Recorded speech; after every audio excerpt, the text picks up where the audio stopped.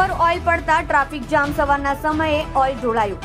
સબ જેલની સામે ring road ઉપર ઓઇલ ઢોળાતા ટ્રાફિક જામ. સ્થાનિક લોકો દ્વારા ફાયર બ્રિગેડને જાણ કરવામાં આવી. ફાયર બ્રિગેડ ઘટના સ્થળે પહોંચીને પાણીનો મારો ચલાવીને સાફ કરવામાં આવ્યો. પોલીસ અને ફાયર બ્રિગેડ ઘટના સ્થળે પહોંચી હતી.